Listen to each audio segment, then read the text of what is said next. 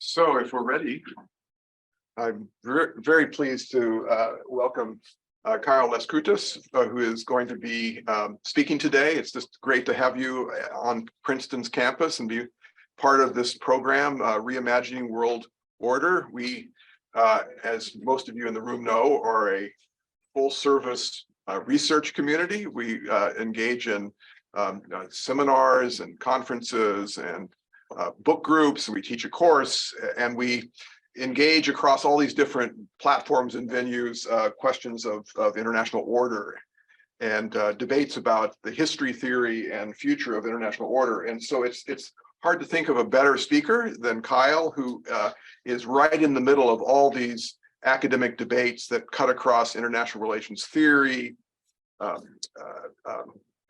historical sociology, political theory, political science more generally. Kyle is a associate professor, which, yes, he has been recently tenured, so we're very pleased to congratulate him. At Lewis and Clark College, he did his PhD at the University of Virginia, working with Jeff LeGros and a great group there, and he has been building a great career, starting with his book, Orders of Exclusion, which you see up above as well, which is a terrific book, an award-winning book that has taken the debates about how great powers shape international order and moved it to the next level, I think, in making arguments both conceptually about what are the dimensions and desiderata, you might say, of great power order building goals, how they not just try to bring in states, but exclude states and create conditions. And so that aspect has been very important. And the other aspect is that he brings in more than just the iconic 1648, 1713, 1815, 1919. So he looks at other foundational moments. And so he's stretching and pushing the agenda quite nicely. He works in a lot of different areas, and I will let him now take the floor and tell us about his most recent work. But Kyle, we are just very glad to have you here, and the floor is yours. Thank you. Well, thanks so much for that kind introduction, John. I'm absolutely thrilled to be here. I'm thrilled that there is a Center for the Study of International Order and a program for international order. I've been a listener of the podcast, and thanks to you and to Tolia for inviting me. One other thing I will mention is that my book did start off as a dissertation. And back when I was early on working on the dissertation, I had a fellowship at the University of Virginia that pairs young scholars up with a dream mentor externally. And I was told that they had gotten Eikenberry for me. And I was thrilled because on the one hand, nobody better in the world for international order. And then I realized, wait, I'm going against a lot of Eikenberry's arguments. This is terrifying, okay? And I remember sitting at my desk late one night trying to compose a first email to John and saying things like, I challenge all of your arguments. And then I was like, no. I said, I hope you don't mind that aspects of my work challenge aspects of your arguments. And I'll never forget that John wrote back and he said, he was very kind. He said, Kyle, that's okay. In truth, they will probably get me to read your arguments even more closely. So, and you've been incredibly kind in highlighting my work, even though we do disagree on things, and I really appreciate that. And it's very nice to be with you all today. So, a prevailing view in both academic and especially policy circles in the United States is that the liberal international order that the United States was instrumental in building after the Second World War is the most inclusive and universally mutually beneficial international order that the world has ever seen. And an example of this optimism comes, I think, in predictions about the United States' present and especially its future relationships with rising powers like China. And so the argument goes, even though the United States is projected to continue losing relative power and influence to China, countries like China have nonetheless been so assimilated into the current system that this great power transition, unlike others in the past, are going to be both more peaceful without major armed or even unarmed but significant conflict, and especially less transformative, because rising states like China will have little incentive to fundamentally transform an order that has served their interests so well. And as some of you probably know, my view is quite different from this more optimistic take on the liberal order. And I'm eventually going to tell you why, but I'm going to do it by telling you first about some of the arguments I make and the patterns that I investigate in my book, Orders of Exclusion. And so if some of you are familiar with the book already, don't worry, I'm going to get to some newer insights and analysis a bit later. And for the rest of you not familiar with the book, what follows is a crash course of the central argument that I advance at its core. So in my research, I'm interested in what I think of as a relatively straightforward question. Why do powerful countries seek to build very different kinds of international orders throughout history? And just get some definitional matters out of the way here. By international order, I mean the big foundational rules that are established at various times throughout history that govern how states behave and interact in world politics.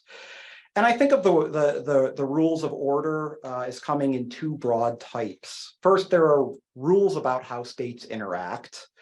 For instance, one of the bedrock principles of the international system has long been something called state sovereignty. You aren't allowed to arbitrarily intervene in another state's domestic politics.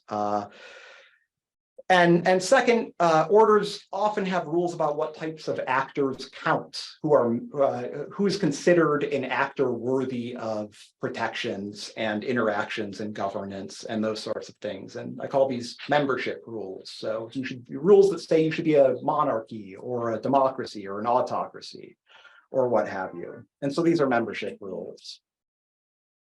And so I'm interested in where these principles or rules of orders come from, but more to the point, I focus on what is it that the most powerful countries in world politics, the great powers, want in regards to these rules. And I focus on particularly powerful and dominant actors because in my reading of history, and I'm certainly not the first one to do this, when order is changed throughout history, it often seems to do so in ways that mirror the preferences of the most powerful actors out there.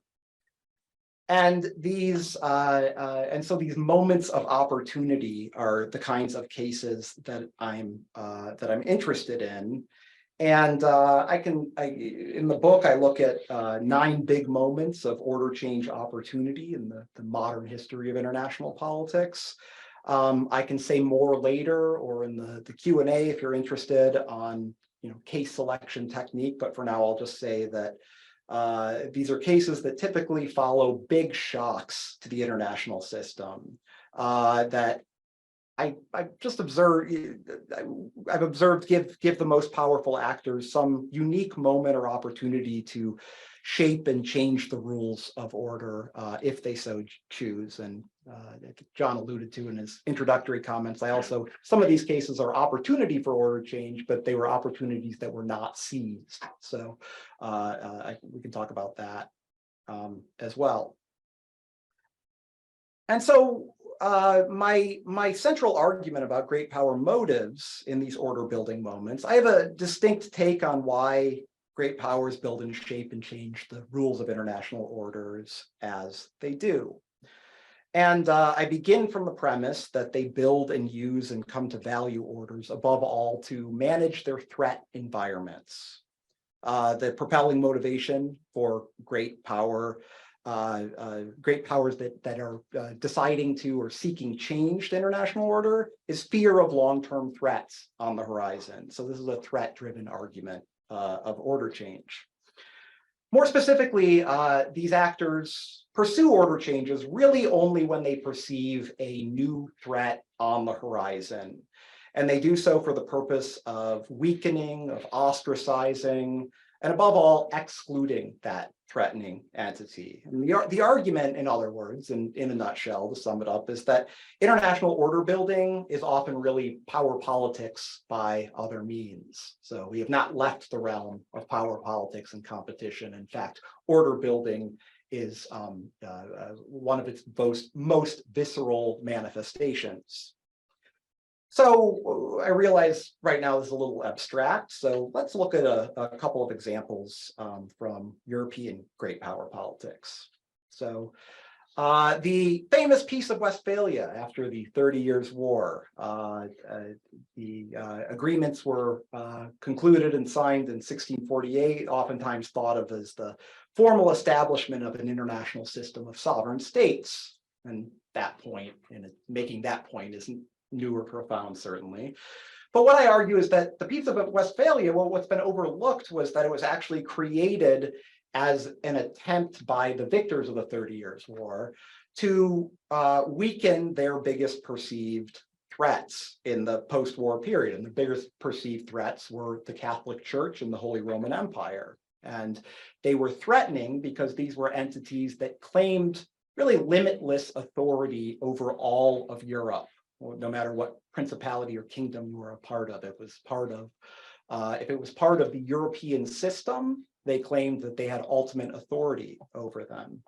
And so what I argue is that the Peace of Westphalia was a successful attempt to weaken these actors. And it did so by delegitimating the forms of social organization, imperial and transnational religious authorities, that were fundamental to the power of the empire and the church in favor of the smaller politically and religiously autonomous units that would later become known as sovereign states. So sovereignty was almost an accidental byproduct of this.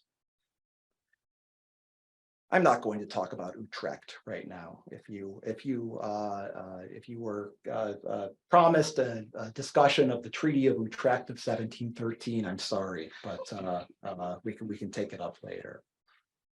In sum, the argument, the prediction, the basic argument is that the content of the order changes advocated will be things that oppose, undercut, or exclude some characteristics of the threatening entity. Show me the threat, and I'll show you the countervailing order preferences that the great power will advocate. And so now some of you students of international relations might be thinking, okay, this is just realpolitik or realist thinking applied to international order. It's essentially just a balance of power story. And indeed, that's certainly a part of the argument. When facing what we can think of as traditional threats, just other powerful actors or empires or kingdoms, great powers try to weaken and exclude these states through some changes to the rules of order. And here's where the distinction between those different kinds of rules comes in. But I also believe that actors in world politics often embrace a broader conception of threat than just military power. Threats can often have an ideological component to them as well. And by ideology, I just mean a package of ideas for how to best organize your domestic society. So democracy versus autocracy versus hereditary monarchy, for instance, is an ideological debate, as is capitalism versus communism, and so on. And when the threat has an ideological component to it, I argue that this is when great power order builders or would-be order builders attempt even more fundamental changes to the rules of order. And this involves not just those rules of interaction, behavior rules, but also rules of membership as well. And the logic here is because in this kind of situation, the threat isn't just another entity, another country or empire with a powerful military. But it's also a fear of a wave of the future ideology contrary to your own. Think of the threat of Bolshevism spreading across Europe and indeed the world after World War I, leading to the first transnational Red Scare. These are threats that tend to expand not from traditional means above through military invasion, but from political subversion or revolutionary upheaval from below. And a good example of this, case that I look at in the book, comes in thinking about what the victors of the French Revolutionary and Napoleonic Wars faced and did after those conflicts in the early 1800s with the creation of the so-called Concert of Europe. So here they are at the famous Congress of Vienna in 1814. And what a lot of the great power, the leaders of the great power states that were involved in this settlement feared after these wars wasn't simply a particular state. What they feared more was an ideological threat, that of liberalism and liberal revolutions igniting across the continent and engulfing their own rather conservative regimes at home. And so what did they do? They enacted an order that was premised on certainly certain rules of behavior. But because this threat was also ideological, they also advocated a membership requirement that only conservative, meaning often only monarchical regimes, would be considered full members of this new post-Napoleonic order. And I just think that it's ironic that the history of the Concert of Europe treats it as this kind of liberal enlightening moment in the international system, one of the first instances of maybe proto-institutional cooperation that we see. And I really see it somewhat differently as just kind of a conservative, reactionary pushback against the fear of revolutionary liberalism. And so that's the main argument I make, but kind of setting up what I'm going to talk about the rest of the time here, I want to mention the three alternative motives, alternative hypotheses that I examine in each of the cases of the book as I'm assessing the motive that and theory that I've just given you here. So one of them is called exporting, and it's an argument that great powers will advocate principles to bring international order and international society more in line with elements of their domestic order or domestic society. Second argument, learning from the recent past, usually having to do with some negative formative event in a country's history, and building a new international order for the purpose of preventing prior bad things that came out of that negative formative event. The third one we can call, or it has been called binding, and it says that great powers aim to set up orders to make their vast strength seem more legitimate and less threatening to other countries and actors in world politics. And what I think is interesting about these motives is if we plug the United States of America and its order building activities in the 20th century, and particularly World War II, into any of these motives, the dominant components of an exceptionalist, inclusive, and optimistic American order building narrative that I began my talk speaking about become more clear. And so, we can think about this with the first motive, exporting, and pronouncements by policymakers, politicians frequently, that the liberal international order has just been the outward projection of the United States' own liberal values and institutions at home.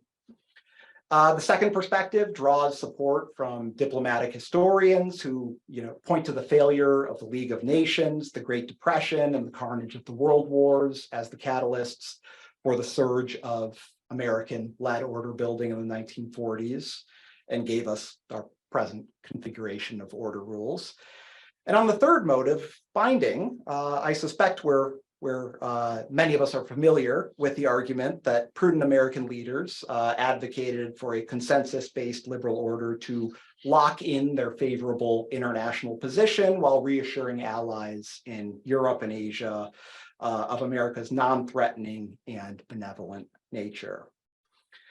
And I do think that even though there are different competing motives, alternative arguments for order building, they reach a common verdict on the American experience in order building. It's exceptional, it's inclusive, and it engenders this optimism about the future, both for the United States and for the world.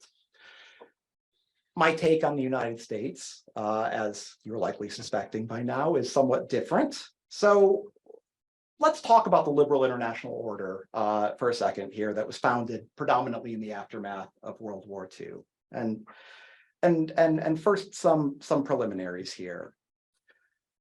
I actually think that the United States pursued multiple order building projects in the years immediately after World War II, which resulted in two distinct manifestations of international order in the post-war system.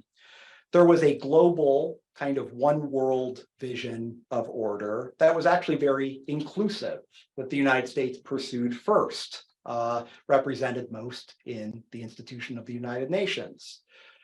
But then what came a short time later was a smaller Western order, comprised in part of the Bretton Woods institutions and later on NATO, that I argue is much more exclusive and excluding in its dynamics from its founding. And I'd say a lot of liberal internationalists often weave both visions of order, this global one and this Western one, into a single logically progressive story of post-war order building.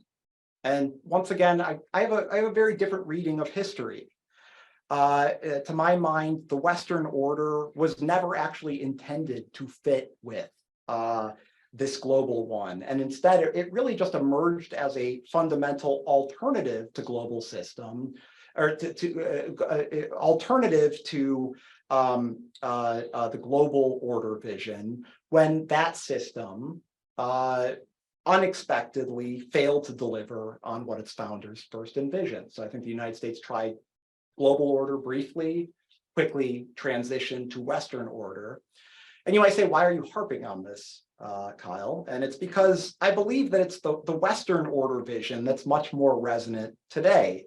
And the Western order vision is actually what we think of when we use the concept liberal international order today. That is what has the most resonant legacy.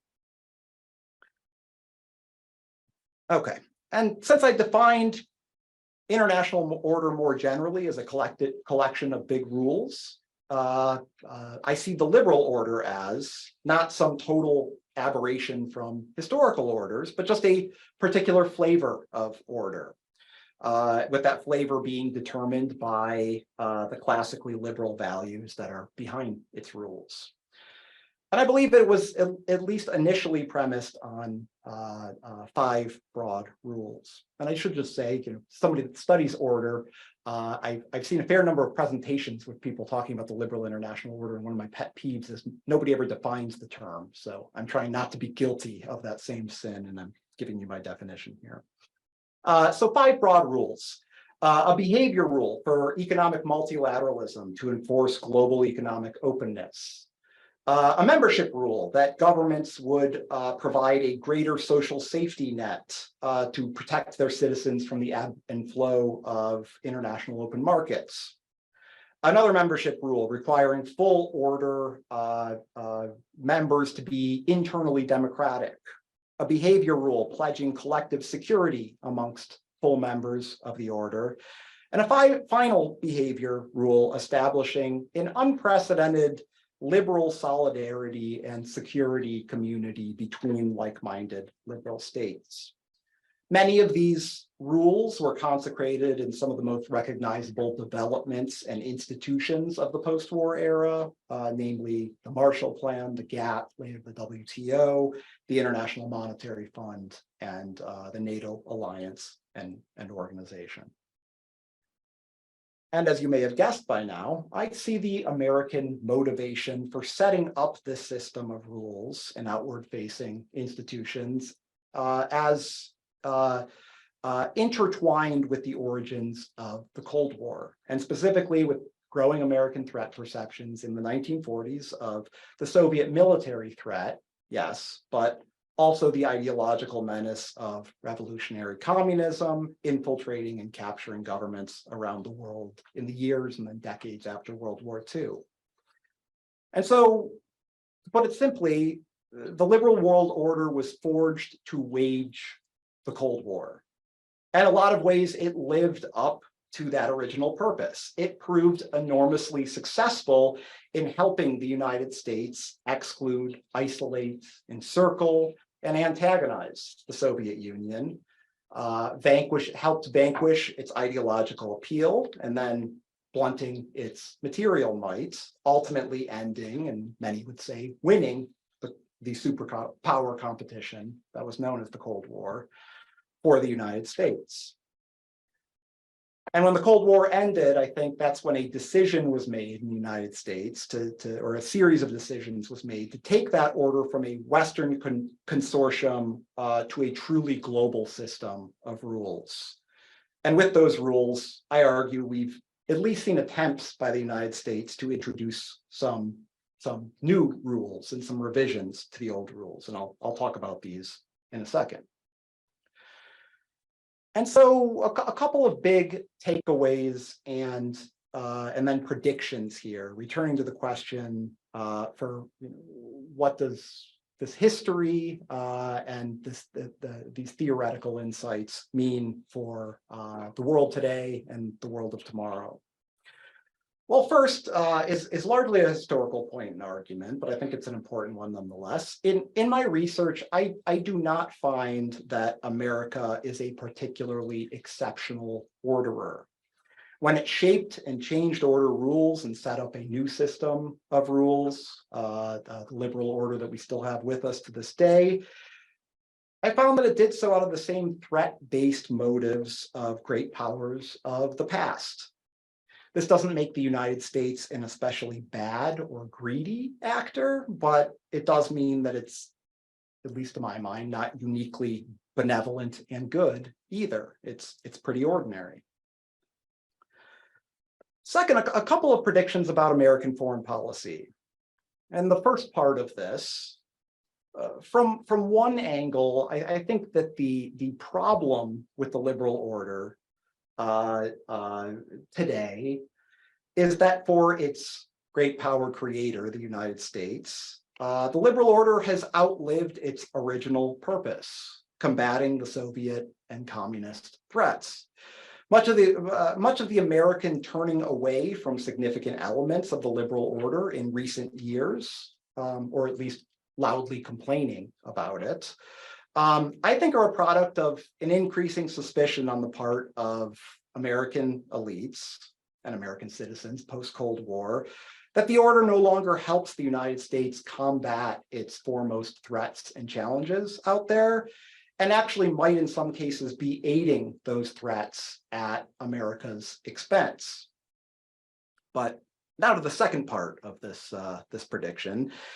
In other respects, as or if China continues to rise and gain on the United States in aggregate power and influence across the world, I think that American leaders will increasingly attempt to redirect the rules of this liberal order against China. And their focus, I think, will be at least initially on targeting the types of international behaviors, the behavior rules that perhaps most benefit Chinese power and influence. But I'd say that if China continues its rise without significant changes to its domestic political makeup at home, we can actually expect the United States to attempt deeper changes, not just to the behavior principles, but the principles of membership in the order to combat the Chinese ideological model itself, what's sometimes referred to as authoritarian capitalism, authoritarian capitalist system. And on this prediction in particular, I think that a case can be made that the United States has, in the post-Cold War years, pursued and advocated for a package of subtle but significant modifications to the original liberal international order, and that these changes in the post-Cold War years have often surprisingly had bipartisan buy-in, Democrats and Republicans in this country. And some of this, I'll be frank, I'm still thinking through and conceptualizing and thinking about the ways that maybe the United States has attempted to change the liberal order. And I think I've got here in blue some of these changes that I'm thinking of. And what I'll say at the outset here is that one particular change highlighted here, the move from, I think, what was generally known as embedded liberalism to economic neoliberalism, is interesting and important, but outside, I think, the bounds of my argument and analysis. And I think, for instance, John speaks much more elegantly to this one in his latest book than I ever could. But the other two changes that I've highlighted here do directly fit, I think, with what I am arguing in my take on order.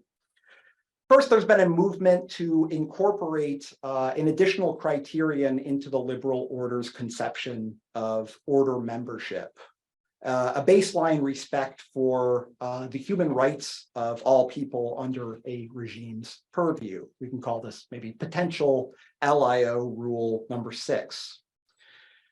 In the past, human rights abuses have typically been treated as domestic matters, walled off from international scrutiny. But we've seen increasingly in the post-Cold War period, by contrast, that the United States has led the way in reconceptualizing such abuses, often as much as international dangers, as much as they are domestic ones. Second, and hand in hand with this, has been American advocacy for a related, but what I think of as a new principle of behavior, one that further weakens or at least conditionalizes state sovereignty, that principle that if you are a sovereign state, you are recognized as having control over your own domestic affairs within your own border, while at the same time legitimizing occasional military interventions undertaken to advance liberal ends, be these ends democracy promotion, preservation of human rights, or so on.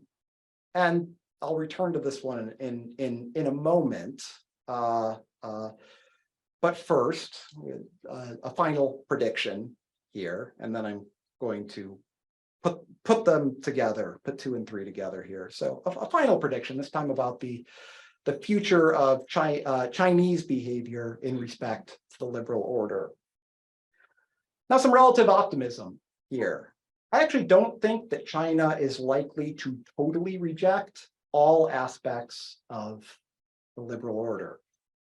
I think it actually likes the liberal order's original, truly international principles, the things outside of the liberal aspects of the liberal order. Their greatest concerns about the liberal international order today involve not that order's behavior rules, but its principles of membership, I think. So China's ideal order, as I see it, going forward, isn't what some analysts have called an authoritarian capitalist order, but what I instead like to call an agnostic capitalist order. And an agnostic capitalist order would carry forward some of the liberal order's principles. The big distinction would be an absence of any form of domestic conditionality for various regimes around the world via any sort of membership rules. In other words, the order would be capitalist in its commitment to international free trade, as well as, I think, at least rudimentary coordination over keeping the global economy afloat and humming along. Yet it would remain agnostic on the internal nature and issues of member states, establishing, or maybe reestablishing in a lot of ways, a strict differentiation, a strict wall between the international and the domestic, and walling the latter off from external international scrutiny. Okay, so putting together what I'm predicting here about the United States and what I'm predicting about China and their future preferences regarding the liberal order, overall, I might perhaps not sound as pessimistic as one would think, given my larger theory and argument. Both sides, I'm arguing, still like and probably still will like parts of the liberal order into the future. The big problem is that I think they will like mutually exclusive parts of the liberal order without much overlap. And so just returning here, the principle China remains most enthusiastic about: unfettered economic openness at the international level. So principle number one is precisely the one that America has been, I think, strikingly souring on in a lot of ways in recent years. Think about the populist backlash against globalization and free trade that arguably helped propel Donald Trump and his America First coalition into power in the United States. And China's enthusiasm for this principle is no coincidence, I would argue, as Chinese elites favor it for one of the same reasons that the United States now questions its utility. Both actors think that it's a rule that currently helps rather than hinders China's ability to continue amassing relative power and influence, and perhaps at other actors' expense. By the same logic that China sees it as advantageous, the United States increasingly views it perhaps as a Cold War relic, no longer capable of contributing to this liberal ordering against threats strategy that worked so well against the Soviet Union, but now appears perhaps unsuited for America and its strategy in the world in the 21st century. Likewise, the rules that I think American elites often seem to most enthusiastically champion today, those emphasizing increasing interventionism and the promotion of human rights protections, democratic norms of governance. So up here, rules, I think 4 and 5, and proposed rules 6 and 7, are precisely the elements that China views as most objectionable and threatening for, I think, obvious domestic related reasons. In sum, I think that both the United States and China are likely to continue to advocate for some parts of the traditional historical liberal order. The problem is they're going to be advocating for different and mutually exclusive parts of that order. And I would say that that's not accidental, that this isn't just some miserable coincidence. As long as these two states are in a power transition and view one another as each other's foremost rival and competitor, I think great power ordering is necessarily going to remain a zero-sum endeavor. Order rules are only going to be viewed as valuable to the extent that they help one side against the other. And that can only work in one direction or the other, helping the United States against China or helping China against the United States for any particular order rule. And so the implication that follows from a policymaking perspective is that any attempt to shift the focus of this bilateral relationship away from contentious issues between the United States and China and towards repairing the international order together probably can't serve as a lifeboat for fixing the relationship between China and the United States. Cruelly, I think it might actually make things worse. And so I'll conclude with this. perhaps counterintuitively, I actually think that the only path forward for breaking such a cycle would be for these powers to set aside, rather than highlighting the big order-related questions and issues, to focus instead on directly attempting to mend their own bilateral relationship. And in that way, I think that the only escape from a spiral of adversarial order building of the type that I've highlighted here and highlighted in my book that I think has taken place throughout history, appears to be developing is overcoming or repairing the adversarial relationship, the threats that are at the core of that relationship. And I guess the point that I want to conclude with here is just saying that in the framework that I've taken towards international order, I think it's important to remember that the logic of international orders and order building and the benefits of order are all actually downstream of power politics and more traditional international competition, fear, and security. Unfortunately, they are not separate. They do not transcend those things. And on that happy thought, I will conclude. Thanks very much.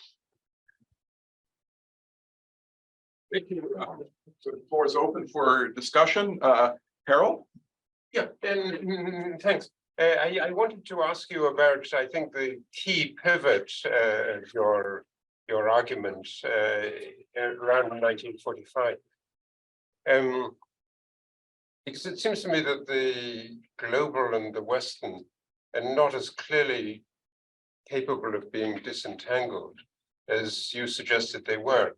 I mean, to take two very obvious things. One, the Bretton Woods framework is from 1944.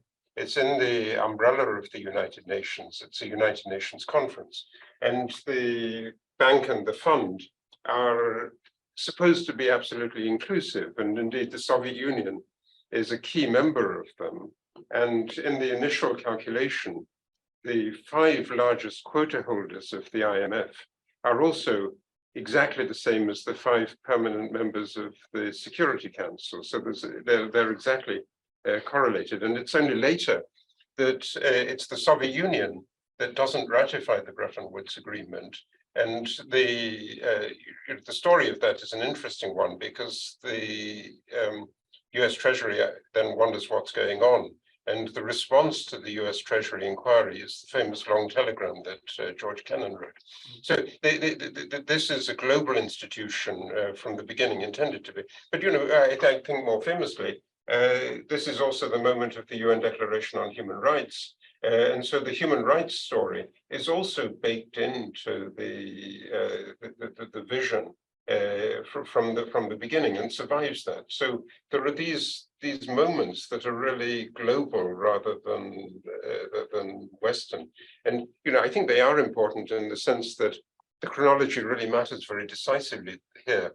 And even the Marshall Plan, which is often in the textbooks portrayed as the response to the incipient Cold War, actually has its origins earlier, and is sort of a famous thing that is unknown outside this university is that the Marshall Plan was announced at the Alumni Day in Princeton in February 1947, rather than at the Harvard commencement. Harvard doesn't even have that.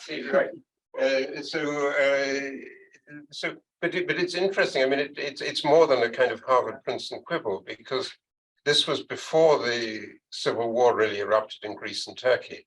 And so, you know, the incentive that makes it a really big deal in the summer is not there in February, but it's to do technically with just the economic reconstruction of Europe, without so much of the Cold War vision that really comes in later, and, you know, probably, I think, does contribute to the Marshall Plan's success.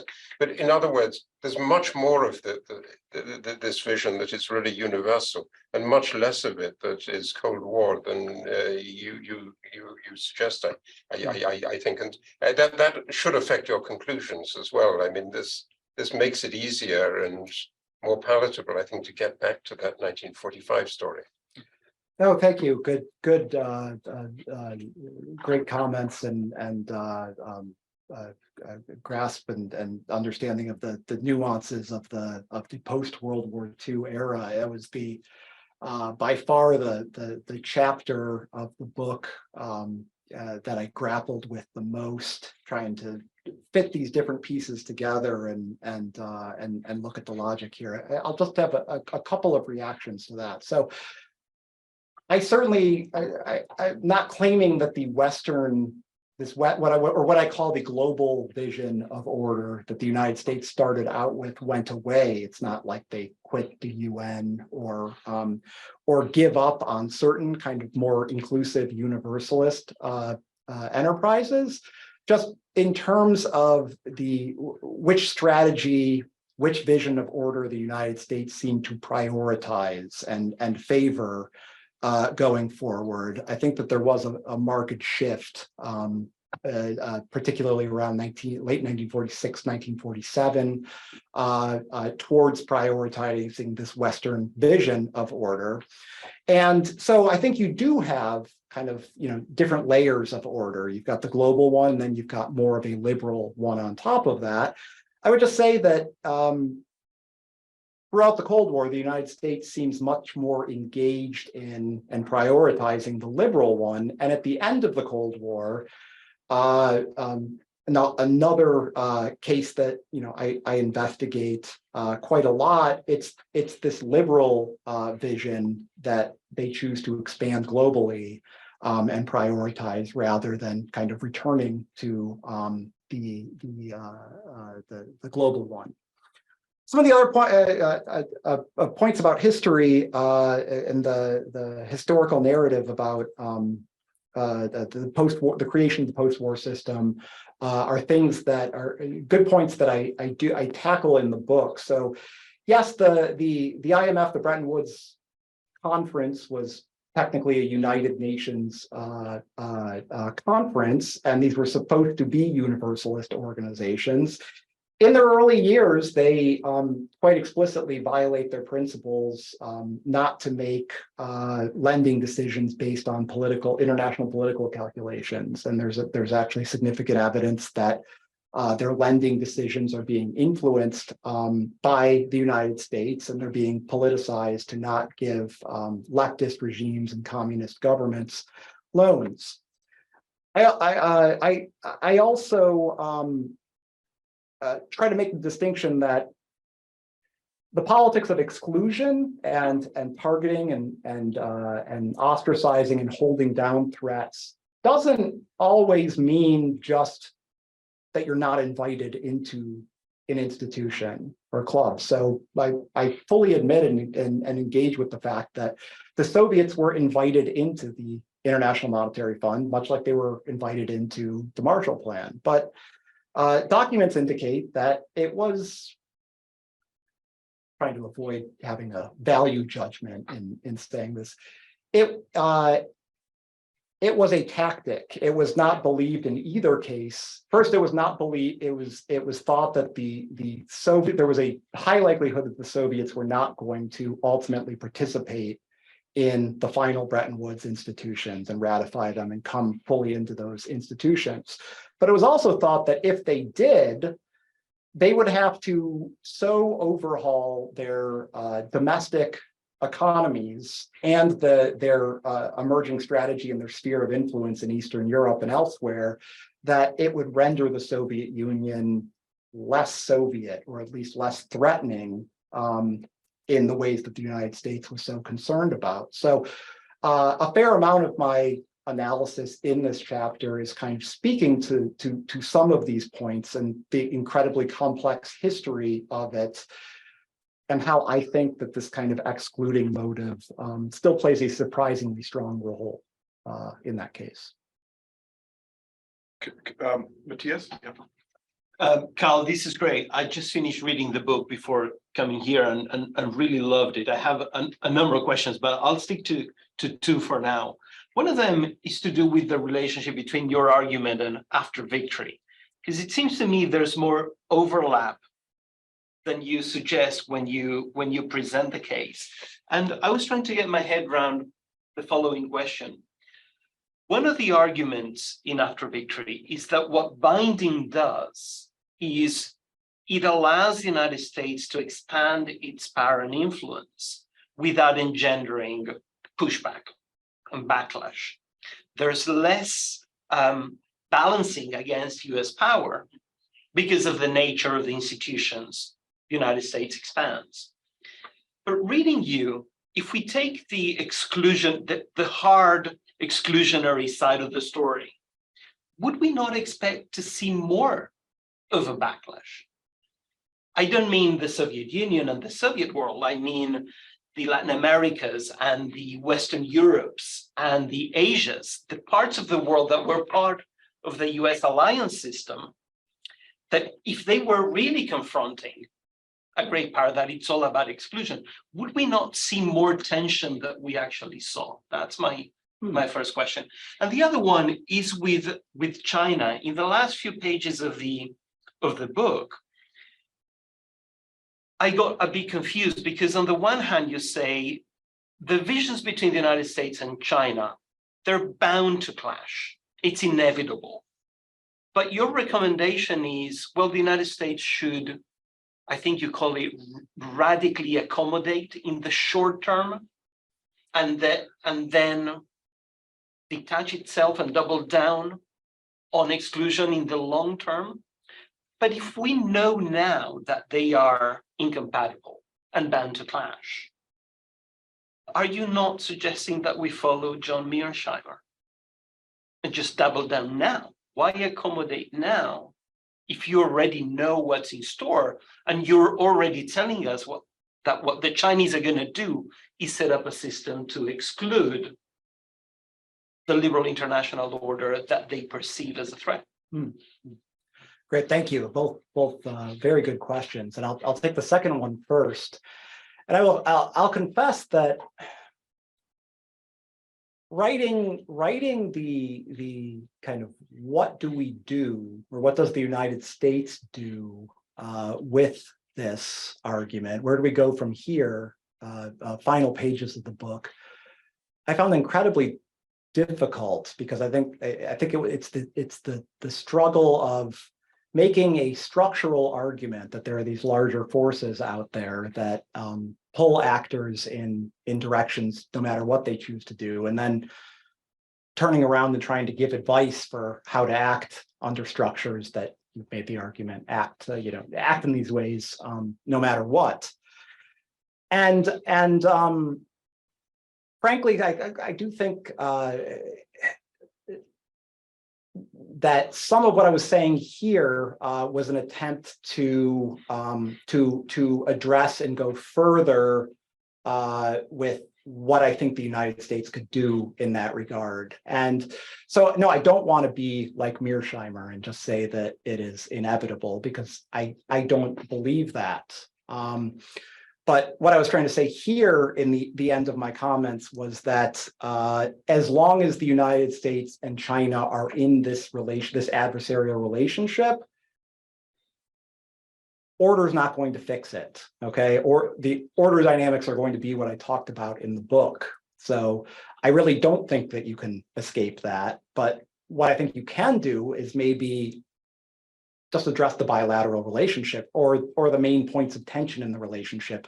And actually, so in some ways, go more specific, go smaller, go more bilateral than these larger kind of order, global governance, competing visions statement. Because I do think that you're right, that I spent the entire book showing how once you think of the other as a threatening entity, that's the kind of interaction that you're going to get in. So I think fixing the relationship is where we would go there, or at least I hope that is my answer for having a solution other than let's throw up our arms and predict World War III, because I don't want to be saying that.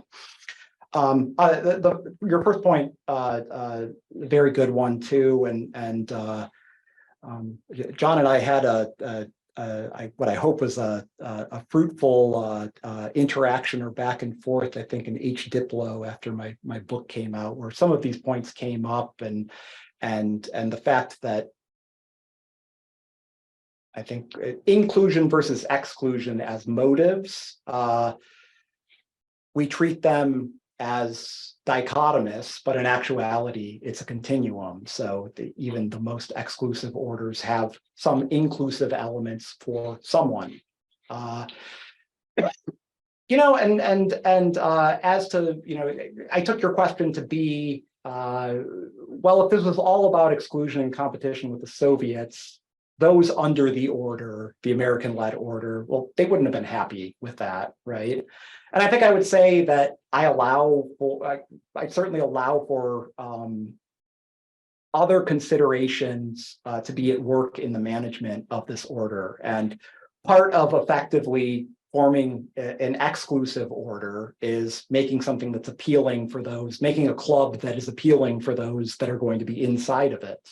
You can't exclude if everybody's on the outside, then they can all go form their own situation. So, I'm sure those dynamics do come into play. I'm just saying that the original genesis for the big rules and kind of setting up this kind of system in the first place and the broad structures that you get, I think are just much more informed by this, by international competition and kind of the thinking about threats on the horizon than they are by what we could say are like intra-alliance considerations. Great. I want to come back to that at some point, but I've got more questions here. Yeah, so my question is having to do with the slide a bit on, okay, we've had this kind of post-Cold War order that is coming from a perceived ideological threat, and we've adjusted membership rules for exclusion, but now we have this kind of new threat we see from a rising China, and there's an effort to adjust the content of the order, whether it's membership or behavior, to address that threat. Have you addressed any cases in the book? I've not read the book yet, but are there any other cases in the book where there's an order built to address a specific ideological threat, but then changed in content to address a new emerging threat successfully? No, I did not. So, part of the reason I'm very interested in it, but it's kind of it's new turf for me. So it's kind of you're retrofitting order, for something new, and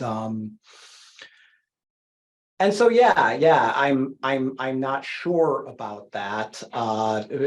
One of the other unique things about the end of the Cold War is we didn't have this. It was, we say that it's a post-war moment, but it's really not in the same way. There isn't a wiping away in the same way that there were in these other eras, and so it's. In some ways, you either have the benefit of the system enduring, or you're stuck with the system enduring that has outlived its purpose. So no, I think it's I'm trying to think off the top of my head any of the other cases, if there would be cases of kind of order retrofitting, and I don't know that I can think of any in that regard, but it's an interesting question to think about and potential historical comparisons there. Because I'm also interested in how things like changing the membership rules once they're already established, first of all, how able is kind of a hegemon able to do that, because part of the appeal of building an order is that it is kind of fixed to some extent and difficult to change. But then if you try to adjust membership rules and it ends up excluding kind of states that are within your order, but maybe are not the best fit as ideological threats shift, if they begin to like forum shop with other orders. Right. It's a huge problem, and I actually think that that's one of the potential dangers for the United States in some of these tweaks is it makes it much more likely and much easier for some subordinate ostensibly members of the order to look elsewhere, and it lowers the bar for the potential Chinese-led order to appeal to states by saying, look at, okay, you want aid, we're not going to impose human rights or environmental or political regime conditionality on you in any way for this aid. You've just got to be a good ally. So it's just about your international behavior, not about your domestic. So I think you're right. About the potential pitfalls of revising on the go. Could I have a quick two finger on this? I think reading the chapter on Wilson, the one thing that struck me, of course, I completely buy your argument about excluding Bolshevism, but there is another narrative which speaks to what Heather is saying, I think, under Wilson, which lots of recent scholars have unearthed, which is Wilson and race in the post-colonial world. And there's a whole institutional buildup around that story that takes place at the same time. So you could have an order that is doing institutional work to exclude different things at the same time, sort of superimposed layers of exclusion, even if the dominant theme, of course, is the fear of Bolshevism, and not the least because Bolshevism can translate in the post-colonial world into racial demands for equality under the banner of Bolshevism. Right. I mean, it's another way of thinking about maybe another one of the reasons that order ultimately failed or was short-lived in some ways was because maybe it was one was trying to deal with a number of disparate threats at the same time. So no, that's interesting. John? Yeah, hi, thanks for coming and joining us today. I'm Ujang. I'm a postdoc here at Reimagining World Order program. I also study international order and how it's constructed and maintained. So I really like your work and I admire your work. But I have a couple of questions on your theoretical framework. First, I wonder what states are excluded from exactly? Because I perceive international orders as a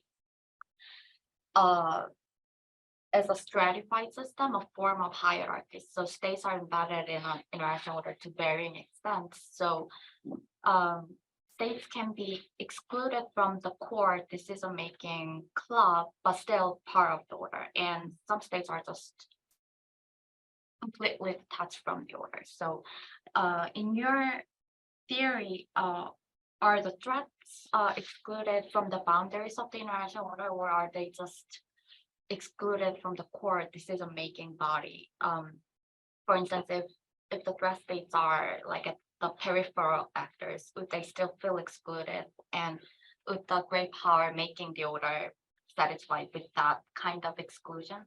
Right. It's a good question, and I would say the form of exclusion varies for the different orders. So the points that you were making, I think, are more germane to modern international orders that are based much more around formal international institutions and organizations. And there, yeah, I think that formal membership is a big part of order, and then beyond membership, kind of the how much power one actually has in kind of the inner club of the order. But and a lot of the cases in history that I look at are, I would say, more subtle forms of exclusion, where we weren't talking about formal international organizations. For instance, with the Concert of Europe, I would say states that had liberal governments became excluded. Well, does that mean that they weren't in the Concert of Europe? Well, nobody but the great powers were in the Concert of Europe anyways. So that was a moot point. But what exclusion meant in that case was that liberal regimes weren't afforded the same kinds of protections as other members of the order. So when a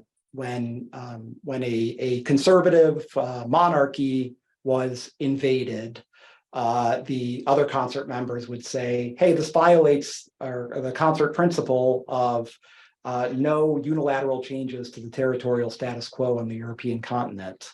Let's stop that. Let's roll that back and punish. When it happens to a state with a liberal regime, they say, okay, that's allowed. Okay, so I think in some cases it depends what the specific rules are, and it depends on the manifestation that those rules take, whether it's formal international institutions or not. But I'm really interested in what you were suggesting about kind of different stratified orders with kind of different levels of inside and outside, kind of core, and then various stages of periphery. I think that's a cool idea. I hope we can chat about it more. Too. And my second and last question is on different ordering moments. And in your puzzle, you said states seek to revise international order in response to new threat perceptions.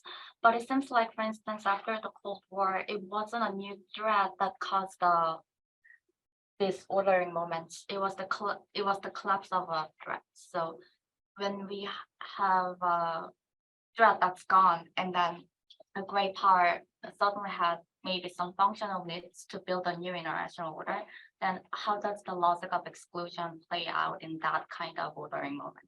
Yeah, and that's and I've been thinking more about that. That kind of goes hand in hand with the last question of, has there ever been a case where kind of an order endures and then you're trying to retrofit it to kind of new circumstances out there, and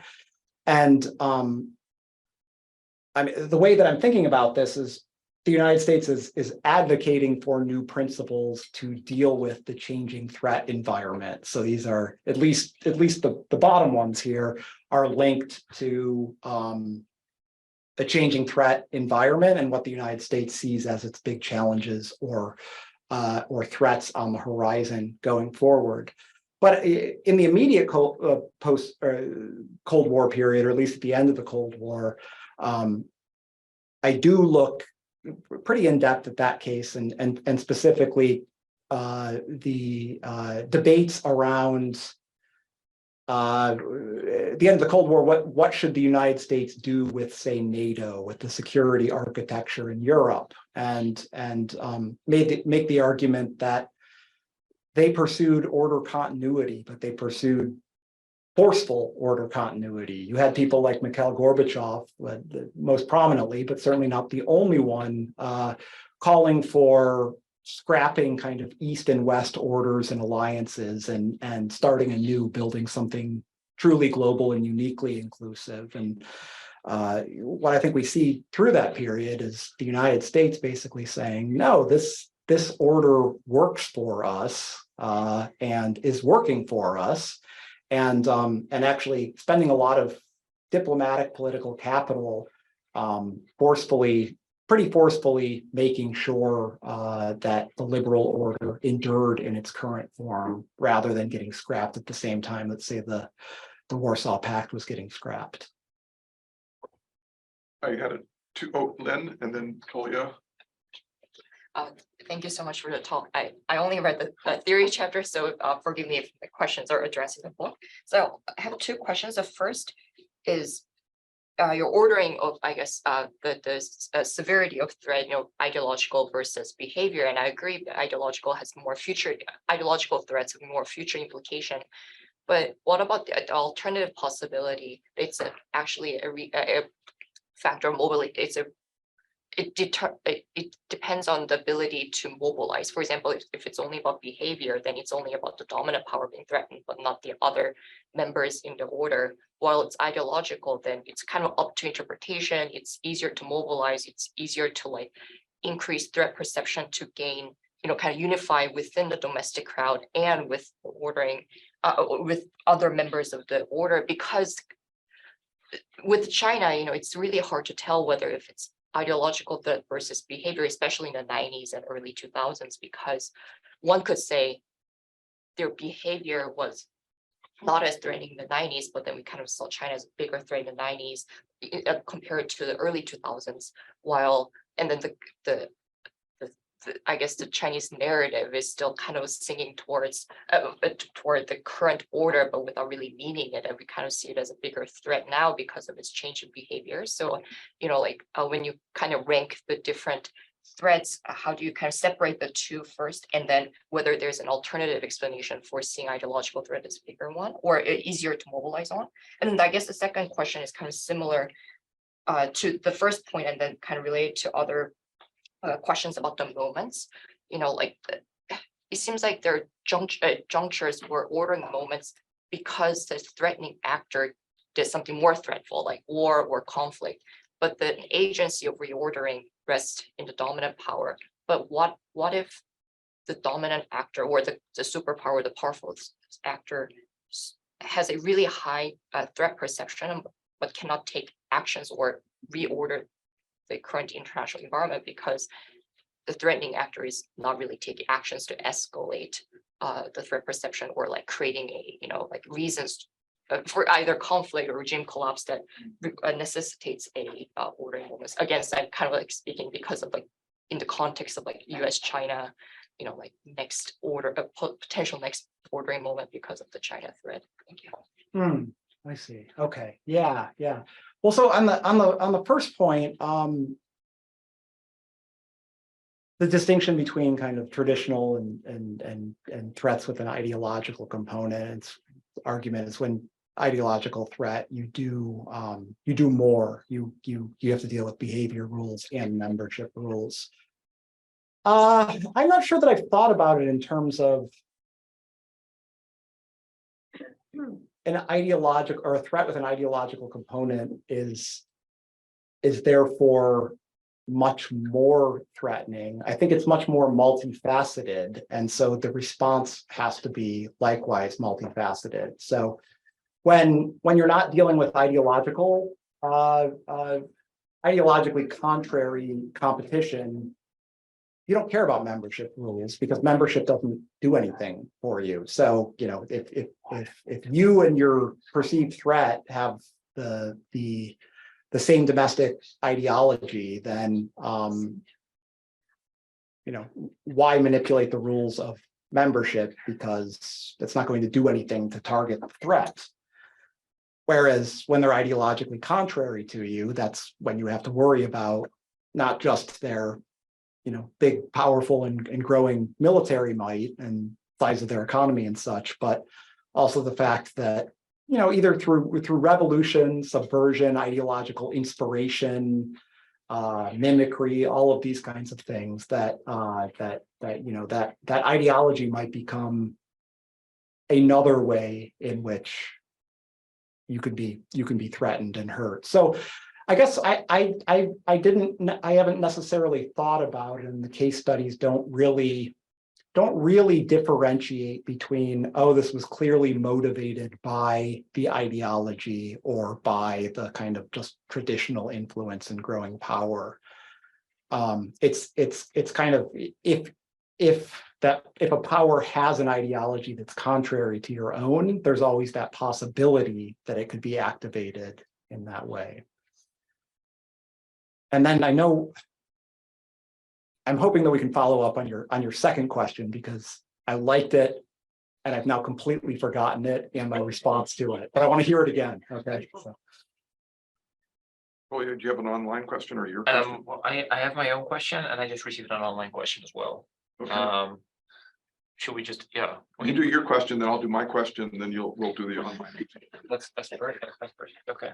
I don't want to exclude. We're- As good liberals, we're going to include. We don't want to, but it's inevitable. So Kyle, I also really enjoyed the presentation, and I wanna ask you about some of the implications that you've drawn out from your analysis. I'm kind of focusing on this slide as well for the path forward for the international order, and I realized that there's this distinction. I mean, a lot of us have been picking up on this distinction between the logic of genesis, so to speak, and then the subsequent logic of use. So the two can change, and there's that piece by Ian Lustig about acceptation of institutional features, which is kind of the essence of this story, about the change in the use from the point of origin. But I wonder to what extent, even allowing for those possibilities, you can fully account for the sixth and the seventh point, because as you were discussing them, I mean, today, yes, the fact that they're there, the fact that those commitments are there, I mean, especially with things like R2P, in a sort of a half-hearted way, still being on the books. I mean, it's kind of there. No one formally renounced it. It's dead, but it's still there. In the same way in which Chapter 7 is still there, but it's kind of dead also. The fact that those features are there, that's rhetorical ammunition for the United States now against China. And that's super useful. So these things can be weaponized for the purposes of reconfiguring the order, leveraging influence against rivals and so forth. I get all of that. But for me, the question is, can we actually get to either 6 or 7, especially in the 1990s, but even as early as 1945, going back 1919, in a purely state-centric picture where the states are kind of conceptualized almost in a kind of a unitary, I mean, it's not. In the case studies, there's more diversity. complexity that comes out, but just in terms of the logic of the theory, states have these kinds of almost homogeneous interests in terms of how they negotiate their environment. And it seems to me that part of the reason why liberal international order's engagement with human rights has been so schizophrenic throughout the 20th century is that there are individual voices, occasionally very powerful voices within the United States, the British Empire, and so forth, occasionally even within the Soviet Union, who push for particular agendas, often against their own governments. I mean, the biggest opponents are at the domestic level. And sometimes these influential voices are not even within the government. They're at the broader level of the civil society. And in the 1990s, we do have this extraordinary moment of American unipolarity, where all of a sudden the agenda is opened up for all of these people to really step in and really consummate these ideas that have been brewing in the background for a very long time. And so all of a sudden R2P pops out, the ICC pops out, then the Kampala Amendment pops out, and it kind of seems like we're in this transformative moment, you know, like Henry Brailsford once said, you know, the world is fluid to us. And now power politics is back and that agenda is closed once more. But these things were not created because there were states trying to kind of coherently outline a new program of order. These aspects of the order that we have today, dysfunctional as they are there because states have occasionally been schizophrenic enough to permit that kind of leakage through the sides. You know, and occasionally the people doing the leakage are very, very influential, like David Lloyd George with the idea of international criminal responsibility. But then they face the opposition, the concerted opposition of their governments.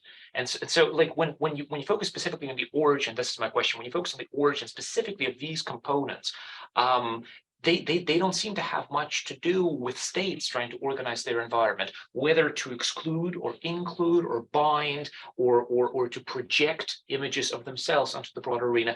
These are contributions that are made despite the best efforts of states by either elements of the bureaucracy, particular policymakers, or the transnational civil society.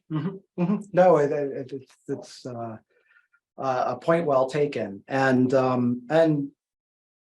you know, I think in this case, actually, and this is kind of coming back to this being, for reasons that we've talked about, it's potentially new terrain. It's trying to update an existing order rather than beginning anew. I'm willing to admit that as you pointed out, I think these principles or proposed principles play into the exclusionary order story, as I've talked about them now, as you were just saying. I don't think that they were motivated primarily by that. Okay, so I do think, I of course think and admit that changes to international order and even great power advocacy for changes of international order do occasionally happen outside of the logic that I'm talking about. Most prominently, I think number two. I don't think, you know, the argument I'm offering has a great explanation for kind of the embedded dropping out of the embedded liberalism, and so I think you're right about the logic of human rights. And in fact, I was just writing something recently where I was taking issue with somebody talking about kind of the global post-war human rights campaigns and it being intertwined with decolonization, and somebody treating that as part of the liberal order in kind of the whole liberal order debate and project. And I said, no, I don't think that it is. Not everything can be part of the liberal order, and it's not at all to say that human rights movement and decolonization were incredibly important events that are worthy of all the study and attention that they get. I think that they're a separate project, and one that you quite rightly pointed out often are driven by bottom-up processes rather than top-down processes. I just don't think that that's part of the story that I'm telling here. You know, whether they're part of an order story, they may be, but and I'm willing to admit that some of these US-led changes are outside of my logic. You know, but I don't think that necessarily lessens the impact of the big moments when there are threats on the horizon that I talk about, and these major kind of abrupt moments of shifts. I think I've still got a good story to tell there, even if I admit a little bit of weakness. Not even weakness, just other books need to be written. It's commendably noble. I'll just ask a couple questions. We've gone back and forth over the years, so I don't think we need to go over everything, and I'll be brief, and others can, who are newer or fresher to this debate, can add their voices as they already have. But just a couple of questions. One is the idea of exclusion as an impulse. Where does that fit in our debate about international order? Where does it fit in your theory? It seems to me that what we might say about the alternatives of inclusion and exclusion as impulses is that they're both out there, that great powers invoke both of them, and that indeed the best way to think about exclusion and inclusion as that they are tactics for order building used in variously in different contexts in different ways. So think about Woodrow Wilson during World War I and the peace movement. He was at one moment arguing that the post-war order and the League of Nations should be inclusive. This was his view before up to 1918 and the war speech to Congress. There was not a single sentence by Wilson during that earlier period that this would be an exclusive gathering of states. All states would be invited, and the understanding was that they would socialize themselves within this larger complex of institutions, and they would that would reinforce good behavior, so inclusion was a tactic for getting the kind of order you wanted to build. Then with the declaration of war, and Germany was targeted as the enemy, it was because they were a retrograde state. And so we can't have states like Germany, autocratic, Juncker-based, militarized, pre-modern social formation.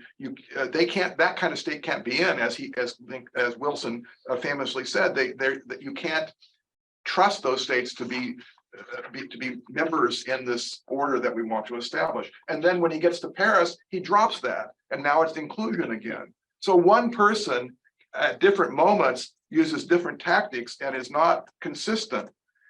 And then when we think about another place where your theory should really bite, it's the end of the Cold War. The threat-based environment has disappeared. There is no enemy really.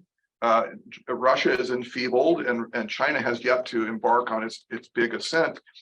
And so here you would argue that there shouldn't be any order building activity, because order building is, let us remember, it's threat based, and when there are threats, you need order to exclude. But here there are no threats, and you have a kind of almost an explosion of order building. WTO, APEC, NAFTA, ICC, all these different organizations, there's huge order building going on, and it's inclusive. You're trying to, like Wilson, reap the benefits of the moment where there aren't threats, to bring countries into an order so they can be socialized at a moment of opportunity. So how would you react to that? It seems to me that that those are uncomfortable moments or episodes or cases for your theory. The second question is about why states might want to exclude. Your theory is because you want to exclude those who are either military threats or ideological threats. And again, I think that is in the mix of reasons why states might want to do things. And I think the Cold War helps your story there. But exclusion is also, at least for liberal internationalism, a tool for building the kind of more rarefied, elevated kind of international order that you want. You want not a Westphalian order. You want to build on that, of course, but you want more precious forms of interaction. You want community that is going to uphold all sorts of values that the entire world, most of the world, is not yet ready or not yet willing to buy into. So if you, almost by definition, if you want to build on top of the Westphalian order to do what, for example, the Europeans do in stages on the continent over the post-war period, you're excluding those who are either, again, not willing or able to join the club, not because they threaten you, but they just can't buy into your project. And so there is, by definition, a club-like logic to liberal order. It's based on a logic of conditionality. Explicitly in the EU case, you've got to have certain characteristics if you're going to join, because you're joining something that is going to be and has been a project for building something beyond sort of the race to the bottom form of order of sovereign states simply in a state of coexistence. So it seems to me that exclusion is a tool, but it's a tool for different purposes. And it's one tool in a larger toolkit that would be you can see being used by states at different moments at different times. And just to end, if I were to say, is there a proposition that allows us to explain when it's one way or the other, whether there's an exclusionary impulse and when there's an inclusionary impulse, it is whether there is, again, two things, a heightened conception of what your what your order building project is, and secondly, if there are threats.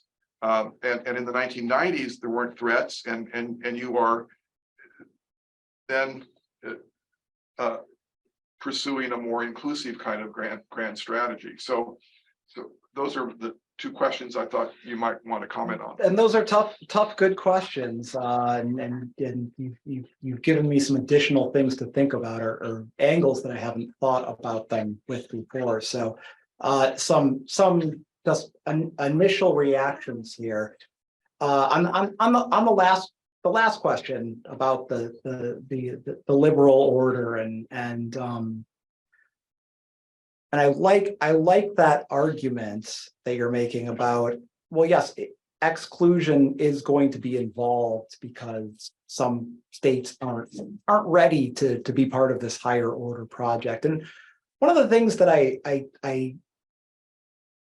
in the book and in writing since in exchanges with you, I've wanted to be very careful to say, and it probably sounds like a cop-out, but I very much is not, is that I'm agnostic on the question of the liberal order's exceptionalism in terms of outcomes. And what I mean by that is I'm looking at the motives for the orderers in setting up these systems in the first place. And and obviously we have a disagreement about that. I'm agnostic on how exceptional the liberal order actually is in its functioning once it's set up, and I allow for the fact that I'm saying, you know, I admit the possibility that you're right about outcomes, and that the liberal order actually is exceptional in parts of its inner workings. Compared to other orders. It's not something that I tackle or have tackled so far. I tend to be skeptical about that if one believes my arguments about the ways in which and the reasons for which it was set up, and the ways that those, you know, kind of highlight and parallel what countries setting up non-liberal orders were doing in the past, but I allow for that possibility, and on that question in particular. The end of the Cold War, you mentioned too, and the kind of expansion or order building at the end of the Cold War, where it seems like the threat is gone, but you know, we're getting all of these, at least institution building, free trade, GATS, WTO, and so on. And my initial reaction was going to say that's not order building, but that would be ridiculous. And so, but what it is, I think is a different kind of order building. It's no, well, it is, because think about it, it's not actually the way that I've thought of and conceptualized order is these broad-based rules. And this was not a changing of rules. This was an expansion of the umbrella of the existing set of rules to the rest of the world that you couldn't get under the umbrella, or you didn't want to during the Cold War. And so, yeah, I agree with you. I think that is some kind of order expansion, or at least institutional expansion, but it's not a fundamental rewriting of the foundational principles upon which the system is set up. So yeah, it's a transformation, is it? But it's very different from the other kinds of transformations that I'm looking at. Yeah. Great. We can talk more about that. I wanted to let one Do you have more a question? Yeah, but it will be very brief because Yes. we're over time. And So this is from Rikyo, who can join us in person. But Rikyo, I'm going to unmute you, and then you can ask your question. Okay. Hi, Professor. Thanks for speaking with me earlier. We touched on this briefly, and I was curious, because race is largely absent in your account, it could be incorporated as a mechanism if you consider race through the lens of threat perception. That's the question. Okay. I think you're cutting in and out there a little bit, but I think that was the question. We had a good conversation about this earlier about whether race could be included in this story of exclusion. As a mechanism of threats. As a mechanism of threat, that you're threatened for racial reasons. Yeah, and I absolutely think that could be the case. And you certainly see this in the case of Wilson. Well, actually, after both world wars, both Wilson and FDR were scared about the possibility of kind of worldwide revolution. FDR talked a lot about the fear of a kind of a global race war coming in some form or another.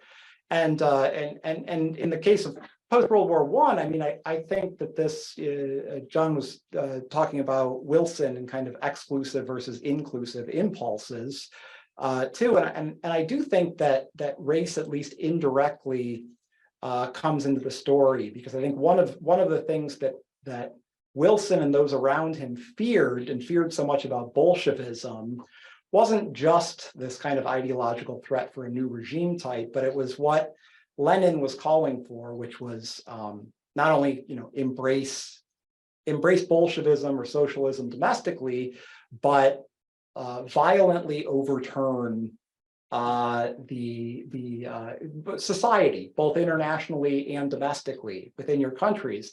And I think a big part of this field, this fear, was intertwined with fears of race, fears of the dependencies and colonies and in the global South and so on. And so, and